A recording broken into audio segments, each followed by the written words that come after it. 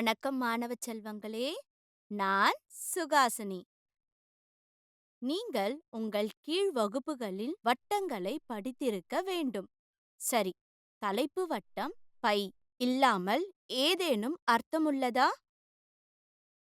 முற்றிலும் இல்லை. மேலும் ஆய்லர் எண் மடக்கைகள் மற்றும் இயற்கை கணிதம் அதிகமாக பயன்படுத்தப்படுகிறது.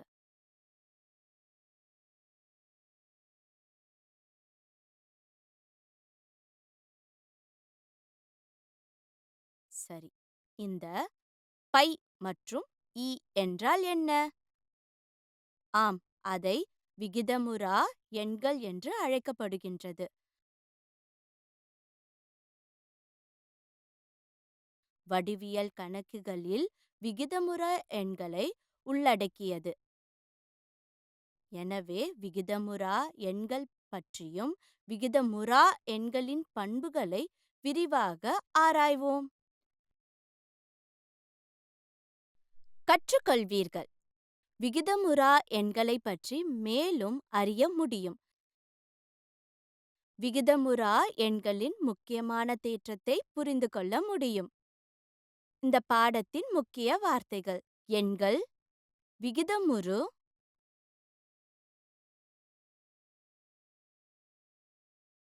விகிதமுறா,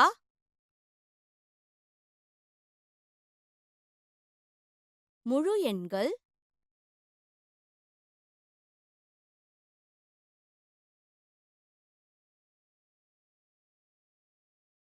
கூட்டல், கழித்தல், பெருக்கல், வகுத்தல், முதன்மை எண்கள் மற்றும் முரண்பாடு.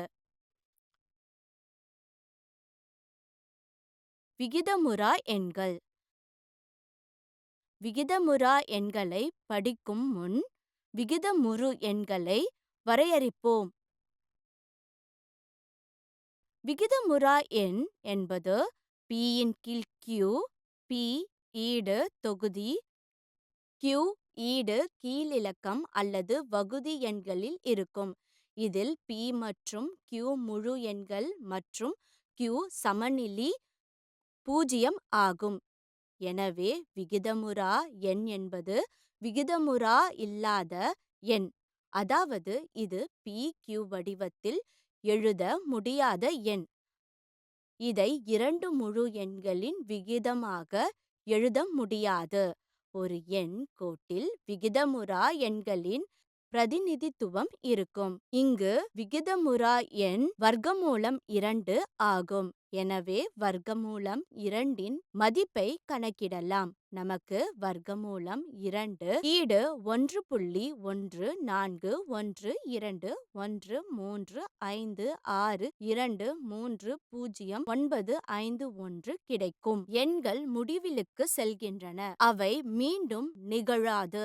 அவை எப்பொழுதும் முடிவடைவதில்லை. Q என்பது 0க்கு சமமாக இல்லாத இடத்தில் P இன் கீழ் Q வடிவத்தில் எழுத முடியாது. நாம் பெறும் மதிப்பு உண்மையில் முடிவடையாது. மேலும் தசமத்திற்கு பிறகு இலக்கங்களின் எந்த வடிவமும் இல்லை. இந்த வகையான எண்கள் விகிதமுறா எண்கள் என்று அழைக்கப்படுகின்றது.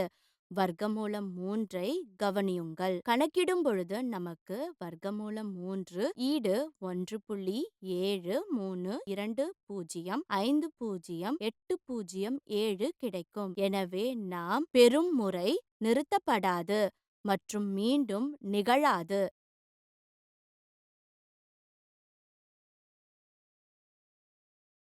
எனவே வர்க்கமூலம் 3 என்பதும் ஒரு விகிதமுறா எண்ணாகும்.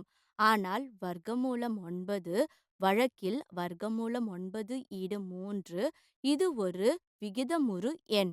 எந்தவொரு சரியான சதுரத்தின் வர்க்கமூலம் எப்பொழுதும் ஒரு விகிதமுறு எண்ணாகவும், சரியான வர்க்கமாக இல்லாத எந்த எண்ணின் வர்க்கமூலம் எப்பொழுதும் விகிதமுறா எண்ணாகவும் இருக்கும்.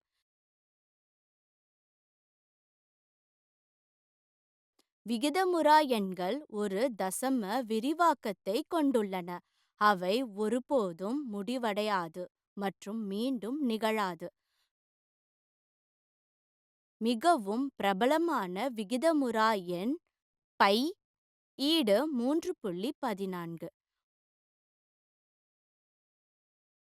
ஒரு வட்டத்தின் சுற்றளவுக்கு அதே வட்டத்தின் விட்டத்திற்கும் உள்ள விகிதத்தை கணக்கிட கோடு பயன்படுத்துகிறது.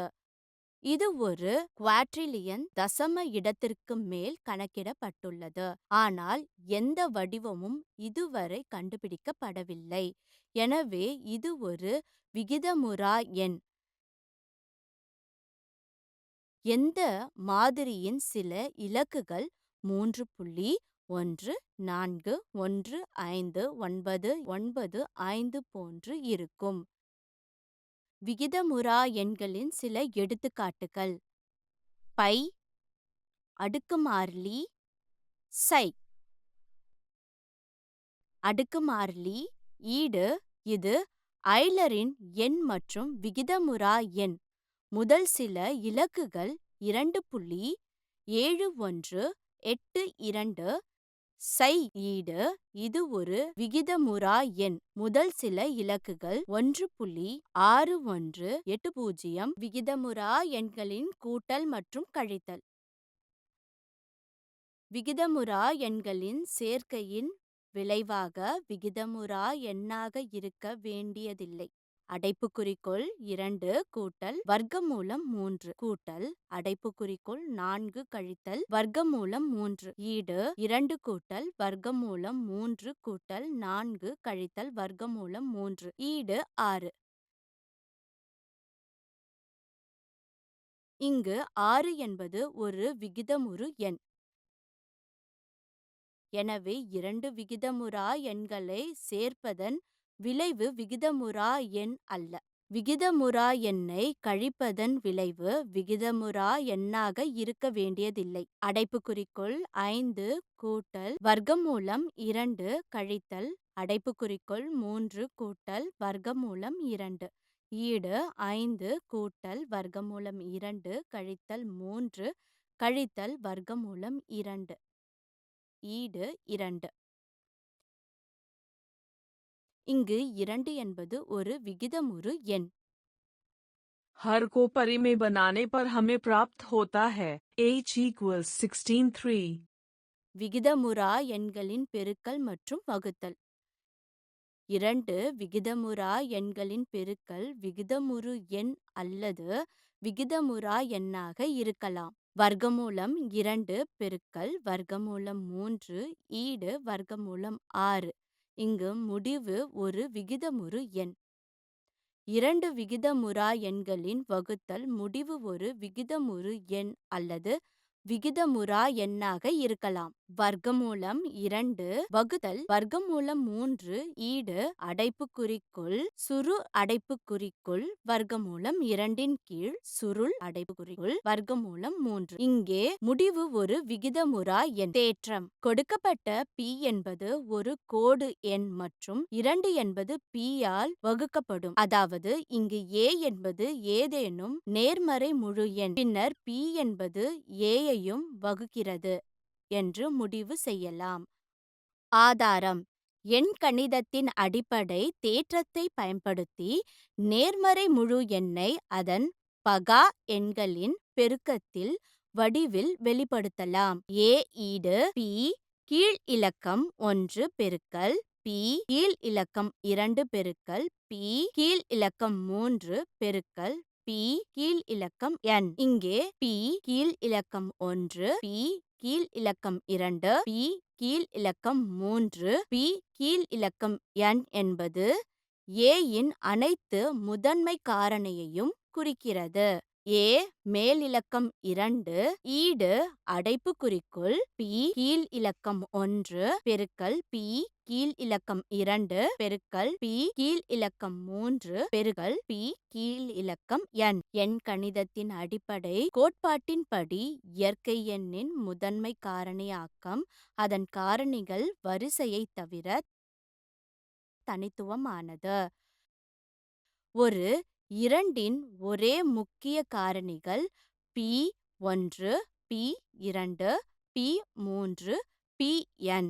P என்பது பகா எண் மற்றும் 2இன் காரணி எனில் P என்பது P1, P2, P3, Pn இன் ஒன்றாகும். எனவே P என்பது Aஇன் காரணியாக இருக்கும். எனவே A மேலிலக்கு 2ஐ P ஆல் வகுத்தால் P என்பது Aவையும் வகுக்கிறது. எடுத்துக்காட்டாக 7 என்பது பகா எண். வர்க்கமூலம் 7 என்பது விகிதமுறா கிடையாது. மேற்கூறிய அறிக்கையை முரண்பாட்டின் மூலம் நிரூபணம் என்ற முறை மூலம் நிரூபிக்க முடியும். முரண்பாட்டான முறையில் ஒரு அறிக்கை உண்மையா என்பதை சரிபார்க்க, கொடுக்கப்பட்ட அறிக்கை உண்மை என்று நாங்கள் கருதுகிறோம். எங்கள் அனுமானத்திற்கு முரணான சில முடிவை நாங்கள் அடைகிறோம். அதன் மூலம் எதிர்மாறாக நிரூபிக்கிறோம். எடுத்துக்காட்டு வர்க்கமூலம் 7 விகிதமுறாது என்பதை நிரூபிக்கவும். அனுமானம் வர்க்கமூலம் 7 என்பது விகிதமுறு. விகிதமுறு வர்க்கமூலம் 7 என்பதால் வர்க்கமூலம் 7 ஈடு A கீழ் B. இதில் A மற்றும் B ஆகியவை இணை முதன்மை முழு எண். B சமனிலி பூஜ்ஜியம். ஸ்கொயரிங் A மேலிலக்கம் 2இன் கீழ் B மேலிலக்கம் 2 ஈடு 7. A மேலிலக்கம் 2 ஈடு 7 B மேலிலக்கம் 2. எனவே 7 பிரிகிறது A. பின்னர் A ஈடு 7 C போன்ற ஒரு எண் C உள்ளது. பிறகு 7 மேல் இலக்கு 2 ஈடு 49 C மேல் இலக்கு 2. எனவே 7B மேல் இலக்கு 2 ஈடு 49 C மேல் இலக்கு 2 அல்லது B மேல் இலக்கு 2 ஈடு 7 C மேல் இலக்கு 2. எனவே 7 பிரிவுகள் B. 7 என்பது A மற்றும் B இரண்டிற்கும் பொதுவான காரணியாக இருந்தால் A மற்றும் B சார் பகா எண்கள் முழு எண்கள் என்று நமக்கு அனுமானத்திற்கு முரணானது. எனவே வர்க்கமூலம் 7 விகிதமுறு என்ற நமது ஆரம்ப அனுமானம் தவறானது. எனவே வர்க்கமூலம் 7 விகிதமுறாது. உதாரணம் 5 கழித்தல் வர்க்கமூலம் 3 விகிதமுறாது என்பதை காட்டு. தீர்வு 5 கழித்தல் வர்க்கமூலம் 3 ஒரு விகிதமுறா எண் என்பதை காட்ட முரண்பாடு முறையை பயன்படுத்துவோம். 5 கழித்தல் வர்க்கமூலம் 3 என்பது P கீழ் Q வடிவில் உள்ள ஒரு விகிதமுறு எண் என்று வைத்துக் கொள்ளுவோம். இதில் P மற்றும் Q ஆகியவை முக்கியம் மற்றும் Q சமனிலி பூஜ்ஜியம் ஆகும். 5 கழித்தல் வர்க்கமூலம் 3 ஈடு P கீழ் Q. இருபுறமும் வர்க்கமூலம் 3ஐ சேர்க்கவும். 5 கழித்தல் வர்க்கமூலம் 3 கூட்டல் வர்க்கமூலம் 3 ஈடு P கீழ் Q கூட்டல் வர்க்கமூலம் 3. 5 ஈடு P கீழ் Q கூட்டல் வர்க்கமூலம் 3. இரண்டு பக்கங்களையும் கழிக்கவும். P கீழ் Q. 5 கழித்தல் P கீழ் Q ஈடு வர்க்கமூலம் 3. அடைப்புக்குறிக்குள் 5Q கழித்தல் P கீழ் Q ஈடு வர்க்கமூலம் 3. வர்க்கமூலம் 3 என்பது ஒரு விகிதமுறா எண் என்பதை நாம் ஏற்கனவே அறிந்திருக்கிறோம்.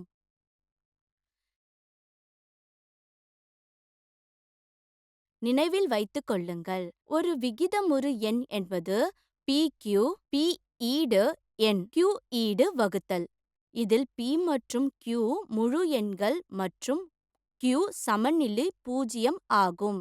எந்த ஒரு சரியான வர்க்கத்தின் வர்க்கமூலம் எப்பொழுதும் ஒரு விகிதமுறு எண்ணாகவும் சரியான வர்க்கமாக இல்லாத எந்த எண்ணின் வர்க்கமூலமும் எப்பொழுதும் விகிதமுறா எண்ணாகவும் இருக்கும். கொடுக்கப்பட்ட P என்பது ஒரு பகா எண் மற்றும் A மேல் இலக்கு 2 என்பது P ஆல் வகுக்கப்படும். பின்னர் P என்பது Aவையும் பிரிக்கிறது என்று முடிவு செய்யலாம். பகா எண்